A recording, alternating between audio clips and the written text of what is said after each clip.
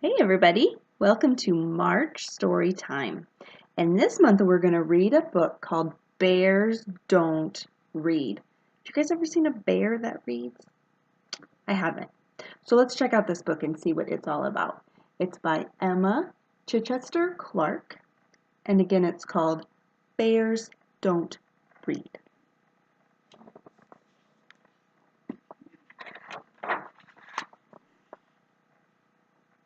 Got a book.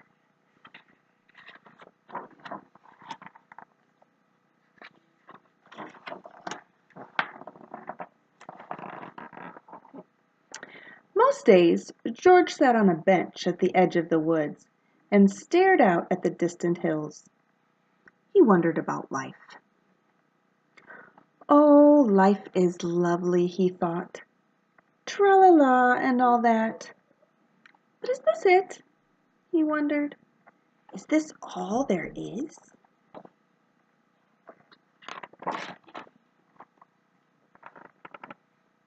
His brothers and sisters never wondered about anything.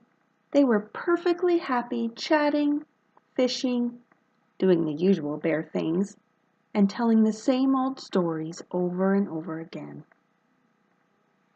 But George was bored. He didn't want to do the usual bear things anymore.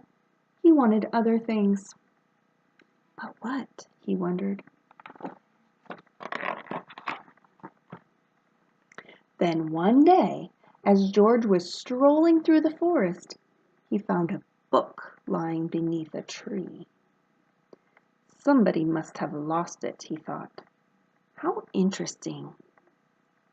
Inside it were pictures of a bear, just like him. On the other pages, there were lots and lots of words. Each one, even the tiny ones, is saying something, he thought. If only I knew what it was. And this bear is having an exciting life, not like mine, George sighed. But then he had a brilliant idea. He rushed home to tell the others.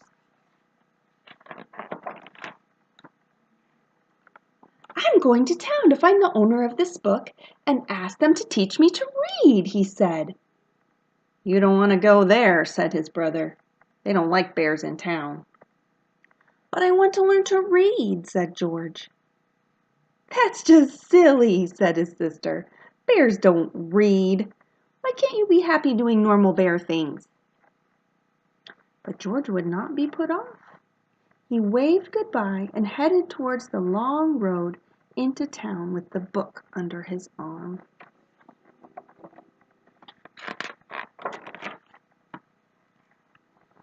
George walked for a whole day and a whole night, stopping to rest on a grassy hill under the sparkling sky.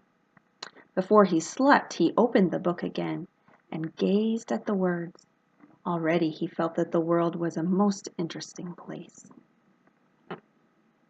The next morning, George rose with the sun, and by midday he could see the town in the distance.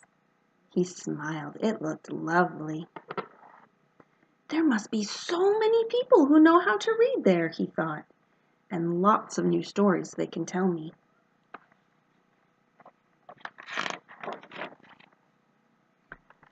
But when he arrived, everyone was running. Some were even screaming. Wait, cried George. He showed the book to a woman rushing by. Do you know whose this is? He asked. It's from the school, she shrieked and pointed to the red building. Bear! Somebody shouted. Call the police! How peculiar, thought George as he walked towards the school.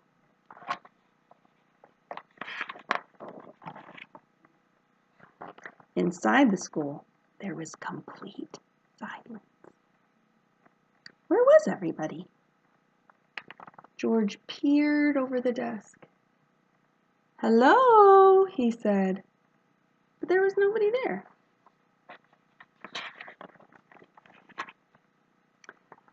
Suddenly there was a shout. Freeze! Hands above your head! George was surrounded by policemen. What's the matter? He asked nervously. You're a gigantic, great grizzly bear, shouted the chief of police. That's the matter. They moved towards him, holding up their shields.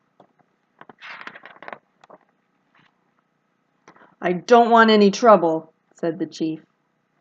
George didn't want any trouble either. It wasn't his fault he was a gigantic great grizzly bear. He held the book tightly in his paw.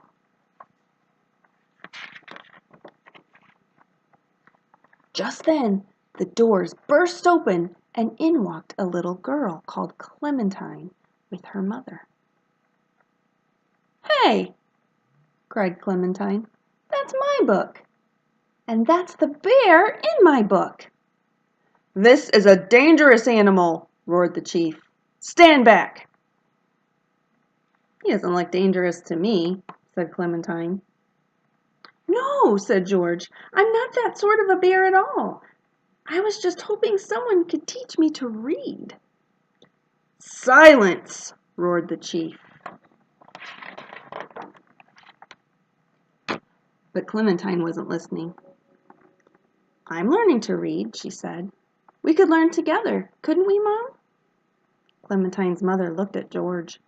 She could see he was a perfectly nice sort of bear. I don't see why not, she said. So you'll take responsibility for this bear, will you, madam? Asked the chief.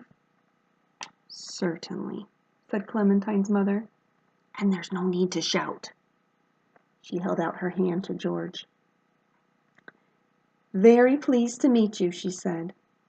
Delighted to meet you too, said George. George moved into the summer house at the end of Clementine's garden, and each day after school, Clementine showed him everything she'd learned. It wasn't long before George knew all the letters of the alphabet. George didn't find reading easy at first. Even though he tried hard, he often made mistakes. But luckily, Clementine was a kind and patient teacher. Sometimes the chief came to see how they were getting on. He bought a book of his own. He brought a book of his favorite poetry to read aloud to George.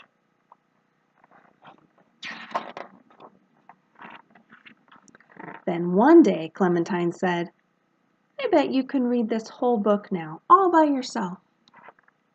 George opened it and began, Once upon a time, there was a large brown bear who found a book lying under a tree. He read the whole book, all the way to the end. Bravo, said Clementine. We knew you could do it. And for George, that was just the beginning.